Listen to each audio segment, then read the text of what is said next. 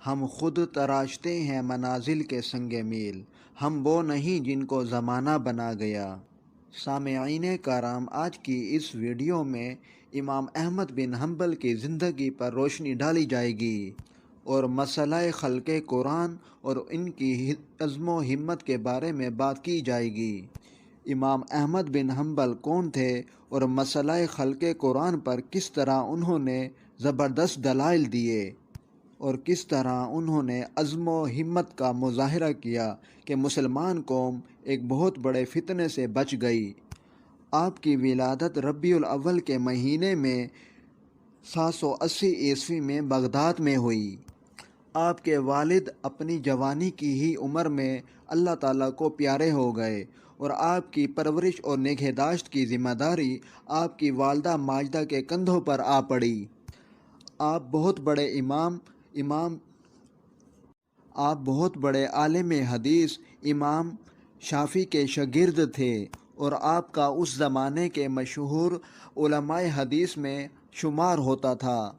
آپ نے مسند کے نام سے حدیث کی کتاب لکھی جس میں 40,000 کے قریب احادیث موجود ہیں۔ امام شافعی کی طرح آپ کی مالی حالت بھی اچھی نہیں تھی۔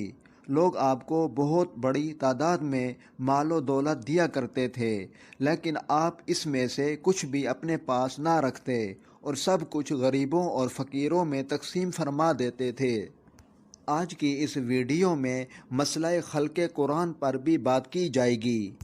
آپ ابتدائی تعلیم حاصل کرنے کے بعد 179 ہجری میں حدیث کا علم حاصل کرنے میں مشغول ہو گئے۔ خلیفہ معتصم کی رائے سے اختلاف کرنے کی وجہ سے آپ نے کوڑے کھائے، لیکن آپ نے غلط بات سے تصدیق کرنے سے انکار کر دیا، یہاں تک کہ آپ کوڑے کھا کھا کر بے ہوش ہو جاتے، لیکن غلط بات سے رجوع نہیں کیا۔ آپ کے انتقال کے وقت بغداد شہر میں 8 لاکھ سے زائد لوگ جمع ہوئے اور آپ کی نماز جنازہ ادا کی۔ مسئلہ خلق قرآن پر جس طرح آپ ثابت قدم رہے، اس کی تاریخ میں کوئی نظیر نہیں ملتی۔ خلق قرآن کا مسئلہ پیدا کرنے والا قاضی احمد تھا، جو کہ بہت بڑا عالم فاضل بھی تھا۔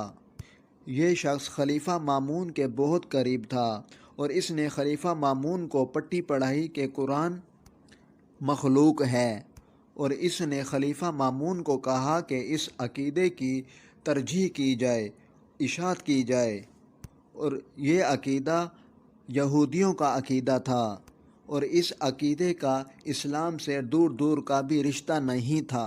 یہ عقیدہ دراصل اس یہودی نے دیا تھا جس نے حضرت محمد صلی اللہ علیہ وآلہ وسلم پر جادو کیا تھا۔ یہ شخص تورات کے بھی مخلوق ہونے کا عقیدہ رکھتا تھا۔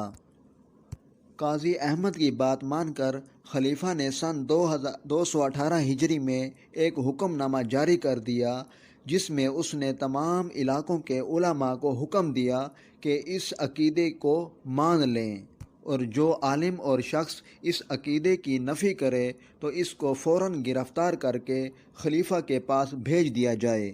آپ فرمایا کرتے تھے کہ اپنے کسی مومن بھائی کو اپنے لیے تکلیف دینا اچھا نہیں۔ قیامت کے دن جب اللہ پاک لوگوں کو اپنے اعمال کی جزا دینے کے لیے بلائے گا تو سب سے پہلے اس شخص کو بلایا جائے گا جس نے دنیا میں اپنے کسی بھائی کا گناہ معاف کیا ہوگا۔ آپ کے ساتھی حضرات بھی آپ کے ساتھ اس مسئلے پر ڈٹے رہے اور بعضوں نے اس تکلیف اور مصیبت سہنے کی وجہ سے شہادت بھی نوش فرمائی۔ امام صاحب کی لازوال قربانیوں کا ہی نتیجہ تھا کہ جب متوکل خلیفہ بنا تو اس نے اس فتنے کو ختم ہی کر دیا اور اس نے علماء کو حکم دیا کہ درس و تدریس کی مجالس قائم کریں اور معتزلہ اور اس جیسے دوسرے فرقوں کا رد کر دیں۔ اور پھر وہ وقت بھی آ گیا کہ قرآن کریم کو اللہ پاک کا کلام تسلیم کر لیا گیا۔ امید ہے کہ آپ کو یہ ویڈیو پسند آئی ہوگی۔ آپ اپنی آراء سے ضرور آگاہ کیجیے اور کوشش کریں قرآن اور اللہ تعالیٰ کے احکامات پر عمل کرتے رہیں۔ شکریہ۔